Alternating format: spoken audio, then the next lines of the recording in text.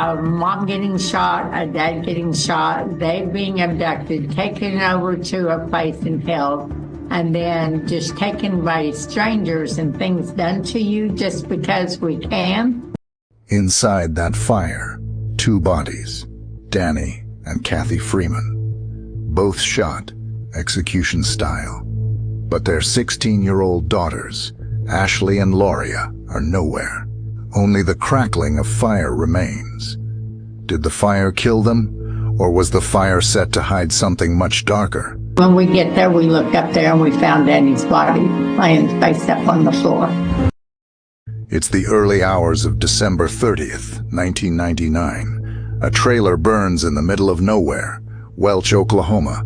By the time help arrives, the home is gone. Only smoke, silence, and the echo of a family's last night. From the darkness, a woman's broken voice cries out, "Ashley, Lauria." Inside, 2 bodies, shot, execution style. But the girls are missing. Was this an accident or a message? Did the fire take them, or was it meant to erase the truth? Just hours before the fire, it was a birthday, 16 candles, a small-town celebration in Welch, Oklahoma, the kind where everyone knows everyone. Ashley Freeman turned 16 that night. Her best friend, Lauria Bible, asked her parents if she could stay over. They'd done it 100 times before. 2 girls, kind, loyal, inseparable. In this quiet corner of Oklahoma, nothing ever happened. No one locked their doors. The roads were empty by midnight, and under that wide, cold sky, 2 best friends stayed up talking about life, plans, and growing up. But by morning, that warmth would turn to fire. By sunrise, their world would be ash and silence. It's 5:30 a.m., December 30th, 1999. A driver heading down a back road outside Welch spots a glow through the trees. Not sunrise, but fire. He slows his truck, rolls down the window, and the air is thick with smoke. He grabs his phone, calls it in. A few miles away, volunteer firefighters scramble out of bed. No one yet knows whose house it is. No one yet knows this fire will rewrite everything they thought they knew about small-town safety. When they arrive, the trailer is already collapsing in on itself, tin roof folding like paper, wood snapping under the heat. The Freeman's home, gone. They find 1 body near the bedroom doorway, female, burned, but not beyond recognition. It's Kathy Freeman, Ashley's mother. She hadn't died in the fire. She'd been shot, point blank in the head. Search crews look for Ashley and Lauria, 2 16-year-old girls. They shout their names into the morning air, hoping for a voice, a sign, anything. But the rooms are empty. No bodies, no footprints in the frost outside.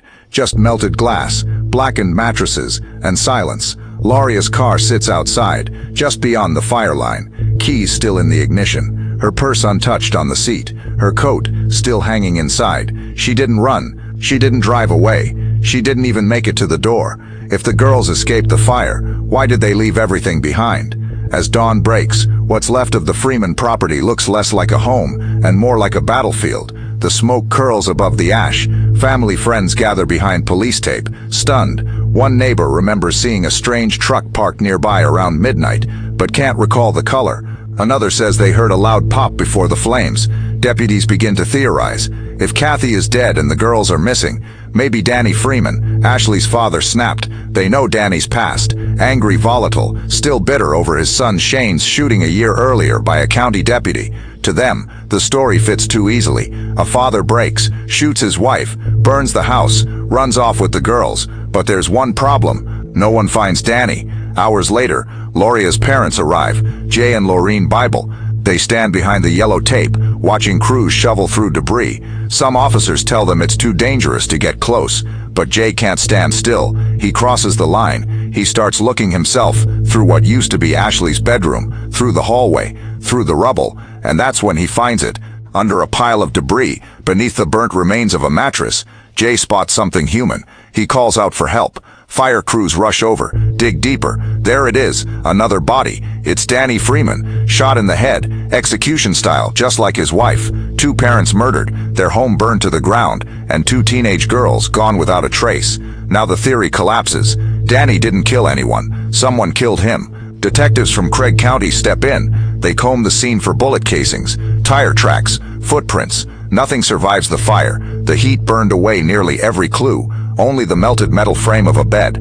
A clock stopped at 5:37, and questions that won't stop ticking. The girls' rooms are reduced to ash. Their beds empty. No footprints leading out. No bodies left inside. For investigators, it's chaos. For the families, it's agony.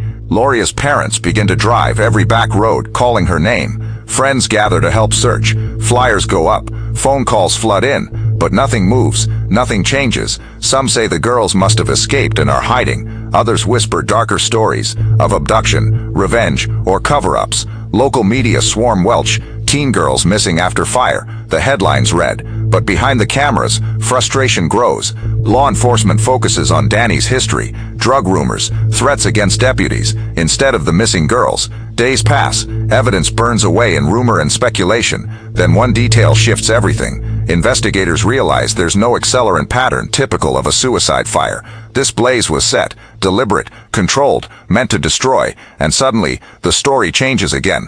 This wasn't a domestic tragedy. It was a murder scene, and maybe a kidnapping. Who kills two parents, burns their home, and steals two teenage girls? The Freeman fire becomes front-page news. The FBI offers assistance. Volunteers flood the countryside, combing through brush, creeks, and old mine shafts. But on that first morning, no one knows the truth. No one knows that the crime scene itself, the ash, the ruin, the silence, is already hiding the evidence of something even darker. The sun rises over Welch, Oklahoma. Smoke still drifts where a home once stood, and two empty beds wait for girls who will never sleep in them again. If the fire wasn't meant to destroy them, then what was it meant to erase? The Freemans are gone. Their home, reduced to ash. Now the search for two teenage girls begins. Rural Welch, Oklahoma, population barely 600, becomes a search zone. Neighbors, church groups, ranchers, they all show up. Everyone knows the Freemans, everyone knows the Bibles, and everyone wants to help find Lauria and Ashley. By the second day,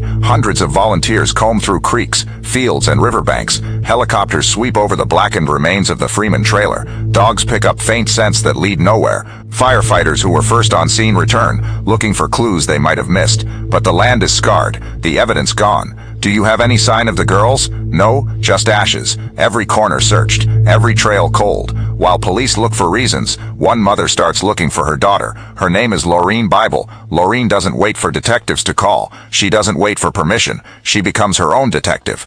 She pins maps. She marks every dirt road, every abandoned well, every rumor she hears. When someone whispers a new lead, she drives there. Day or night, she knocks on doors the police ignore. She questions neighbors, old friends, anyone who might have seen a strange car that night. She writes everything down. Times, faces, license plates. Her husband Jay stands beside her, steady, quiet, hopeful. They search together, not as parents, but as investigators. The townspeople start calling them the Bibles on a mission, because they never stop. Days pass, then weeks. Every lead feels close, until it isn't. Someone swears they saw two girls matching their description at a truck stop in Kansas. A waitress says she served two scared teenagers in Missouri. Another caller claims they were spotted in a white van outside Tulsa. Each tip feels like hope. But when investigators check, nothing holds. Lauria starts carrying Lauria's photo everywhere, tucked in her jacket pocket, on her dashboard, taped to her steering wheel. She says it keeps her focused. She tells herself, if I stop looking, no one else will. Because by now, even the authorities seem to have moved on. The investigation stalls, leads go unreturned, and soon, the Bibles begin to suspect something they never wanted to believe, that someone doesn't want this case solved. Danny Freeman's past becomes the new focus.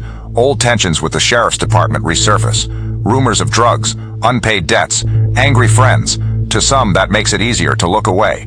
To Lauria, it's more reason to dig deeper. Every night, Lauria and Jay drive miles into the countryside. They stop near creeks, old wells, empty barns. They leave flyers at gas stations, hand out photos at diners. Lauria Bible and Ashley Freeman, both 16, last seen alive the night before the fire. People start whispering that maybe the girls ran away. But Lauria knows her daughter. Lauria wouldn't run. Not without her car. Not without her purse. Not without saying goodbye. Days turn into months. Snow melts into mud. The search shifts from rescue to recovery. But Lauria refuses to use that word. She tells reporters, I'll keep looking until I find her, one way or another. Her voice trembles, her eyes don't. By spring, the Freemans' property becomes a place of pilgrimage, for searchers, for neighbors, for mothers who understand the ache of not knowing. They leave flowers near the gate, notes that read, "We're still looking," and photos of two smiling girls who vanished into smoke. Small towns have long memories. And in Welch, the names Lauria and Ashley become a quiet prayer, spoken in grocery aisles, church pews, and empty roads at night. The FBI joins the case. Search teams expand across 3 counties. Cadaver dogs search old mine shafts once used in the lead and zinc days. Still nothing. She studies every line, every name, every dead end. Some nights she sleeps in her car outside the sheriff's office, just in case someone calls. She writes letters to newspapers, TV stations, even prisons, begging for tips. And when no one answers, she goes back out there. For Laureen, this isn't just a search. It's survival. She's not just looking for her daughter. She's chasing justice that seems to run farther away each day. Every lead felt close, until it wasn't. Where did 2 teenage girls go? In the middle of nowhere, without a car, without their shoes, without a trace. For the Bibles, there's only one rule now: never stop searching. 2 families, 1 nightmare, and a mystery that's only getting darker. The fire is out, but the questions are just beginning. What started as a small-town tragedy now looks like something else, something darker. 2 bodies, both shot in the head, 2 16-year-old girls missing. With that discovery, the Freeman case shifts overnight, from accident to double homicide and abduction. Detectives swarm the scene, but they're already too late. Every footprint, every clue, burned away. All that's left is speculation. Inside the Craig County Sheriff's Office, theories spin like smoke. Was Danny Freeman involved in drugs? Was it revenge? A debt unpaid? Or was it random? A robbery gone wrong? Deputies argue over motive, over timeline, over suspects that never existed. Each new lead collides with another, a case buried beneath chaos. Witnesses contradict each other. One man swears he saw 2 teenage girls walking along Highway 10 after the fire. Another says he spotted a pickup near the Freeman's property just before dawn. But no one can agree on details. Not the color of the truck, not the faces, not the truth. Some say the girls were alive after the fire. Others insist they never made it out. And while the world debates, Laureen Bible is building her own investigation. She collects every report she can get, every police statement, every name ever mentioned. She calls it the Bible binder, a case file thicker than the one on any detective's desk. Each new rumor sends her chasing shadows. One week, a psychic claims to know where the girls are. The next, a prison inmate promises information for money. She checks every one, because what if just one of them is real? By the spring of 2000, the story hits national news. Families across America see the photos. 2 smiling girls, 1 blonde, 1 brunette, missing after mysterious Oklahoma fire. But while the media moves on, the families stay in the ashes. Every time he looks at that ground, he wonders what was missed, what burned away that morning. Investigators debate whether the fire was meant to destroy the girls or to destroy the evidence. Fire marshals find traces of accelerant near the living room. The pattern isn't random, it's deliberate. Someone wanted this home erased. But why shoot the parents first? Why take the girls? Somewhere between those laughs and that fire, innocence vanished. The sound of their joy, now the haunting contrast to what came next. For every clue there's a contradiction. For every theory, another dead end. The case files grow thicker. Dozens of interviews, hundreds of pages, yet no arrests, no confessions, no remains. Leads scatter across Oklahoma like dust in the wind. By the first anniversary, the trail is cold.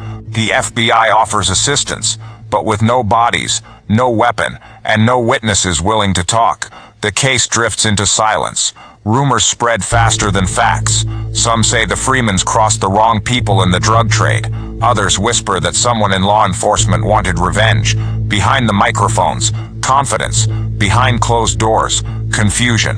Laureen keeps her binder open. She writes letters to state agencies, senators, even the governor. She never stops asking the same question. Where are Laurie and Ashley? 2 graves hold the Freemans, but no headstones mark where their daughters rest.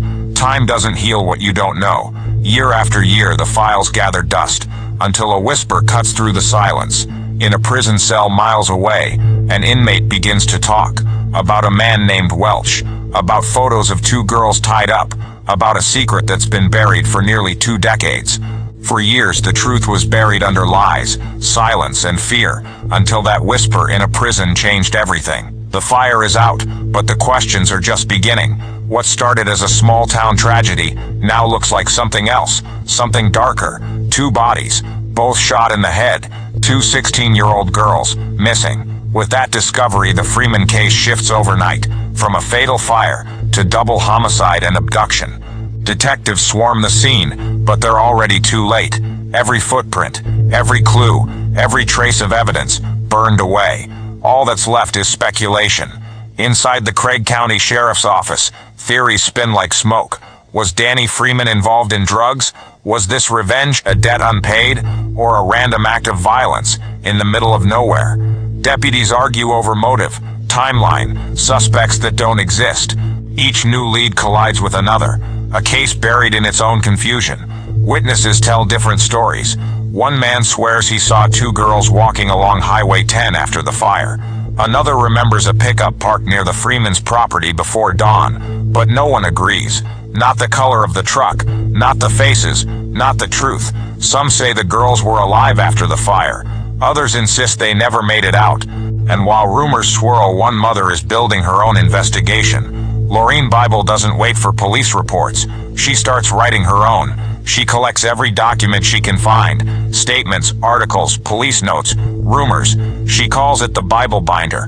A case file thicker than the one on any detective's desk. Each new rumor sends her chasing shadows. One week, a psychic swears the girls were taken north. The next, an inmate offers information for a price. She checks every story, every name, every lie. Because what if just one is real? By spring 2000, the story hits national headlines. 2 small-town girls, 1 night of fire, 1 unsolved mystery. Families across America see their faces, 2 bright smiles frozen in time. But as cameras leave, the Bibles remain, still searching the ashes. Every time he looks at that ground, he wonders, what burned away that morning? Investigators argue, was the fire meant to destroy the girls, or to destroy the evidence? Tests reveal traces of accelerant near the floorboards. The pattern isn't random, it's deliberate. Someone wanted this house erased. But why shoot the parents first? Why take the girls? Somewhere between those laughs and those gunshots, innocence vanished. The sound of their laughter now haunts every person who watched those tapes. For every clue, there's a contradiction. For every question answered, 2 more appear. The file grows heavier. Dozens of interviews, hundreds of pages. No arrests, no bodies, no peace. Leads scatter across Oklahoma like dust in the wind. Too many to count, none that hold. By the first anniversary, the trail is cold. The FBI offers help, but without evidence, they can't build a case.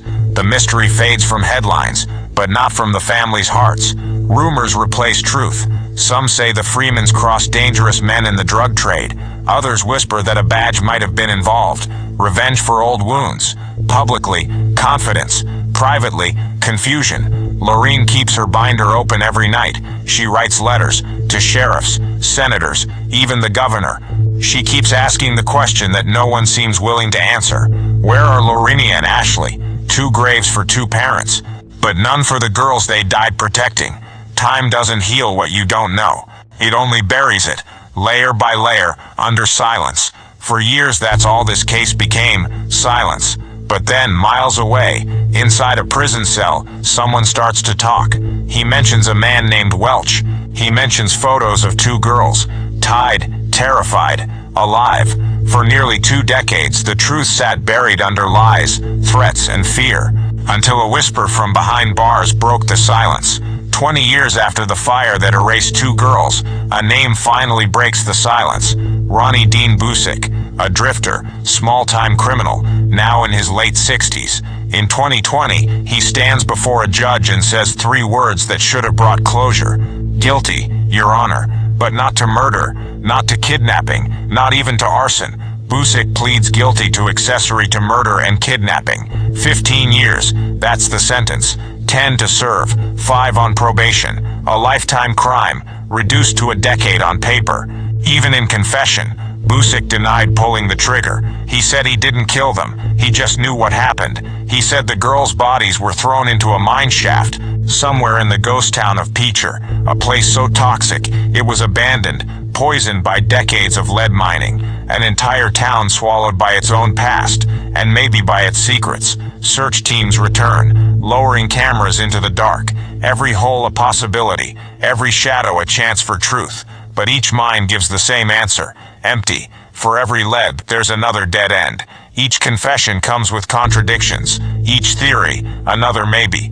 Were they buried, burned, hidden where no one would ever look? According to witnesses, 2 other men were there the night of the fire: Warren Phil Welch and David Pennington. They were the ones who bragged, who showed Polaroids of the girls bound and gagged. But they're both dead. One overdosed, one shot himself. So the only living witness left is Busick. During his plea, he told investigators that Welch and Pennington held the girls for days before killing them. He said the photos existed, proof of everything, but no one has ever found them. Without bodies, without photos, without justice, the confession changes the record, but not the ending. Laureen, how do you feel about the sentence? He walks free. My daughter doesn't. In that moment, 20 years of searching felt heavier than ever. For the families, justice didn't look like handcuffs or prison bars. It looked like finding their girls. By 2021, searches resume in Peckshire. Excavators tear into old ground. They find bones, animal, metal, nothing human. Their hope fades with every hole they fill. May 2023, 3 years into his sentence, Ronnie Busick walks free. Early release, time served, good behavior. Outside, the world keeps turning. Inside the Bible family's home, time stops again. Public outrage floods Oklahoma. A murderer walks free, and 2 girls are still missing. She says the law served a sentence, not justice. She says she'll never stop until someone points to the ground and says, they're here. Because how can you forgive when there's no grave? 25 years later, their names still echo through Oklahoma, in classrooms, at vigils, in whispers. Busick confessed, but the story never ended, because the truth, like the girls, was never found. If justice has a face, why does it still look unfinished? The confession answered everything, and solved nothing. 2.5 decades later, and the smoke still hasn't cleared. The evidence has turned to ash. The suspects, dead or free, and the girls, still missing. If the girls were held for days, who else saw them? Who looked away? And where are those Polaroids now? The ones everyone whispered about, but no one could ever find. Each year, their names drift through the Oklahoma wind. Lauria, Ashley, 2 girls frozen in 1999. In every small town, in every mother's voice, in every unanswered question, their story still lives. Laureen Bible still drives those same roads. Her car parked beside empty fields, engine off, headlights dim. On her dashboard sits the same old binder, the Bible binder. She keeps it close, because hope, like fire, doesn't die easily. The fire burned a house, but it lit a question that still hasn't gone out. Until someone answers it, until someone says where they are, the fire that erased 2 girls will keep burning in the hearts of those who remember. Laureen Bible, Ashley Freeman, gone but not forgotten. She was more than a babysitter. She was more than a friend. They were 2 16-year-old girls who never came home. The only man ever charged walks free. The girls are still missing, and the truth still hides in the shadows. If you know anything about the disappearance of Laureen Bible and Ashley Freeman, contact the Craig County Sheriff's Office. Stories like this don't end, not until someone speaks. Subscribe your name and where you're watching from, and share this story, because silence in unsolved cases is louder than words.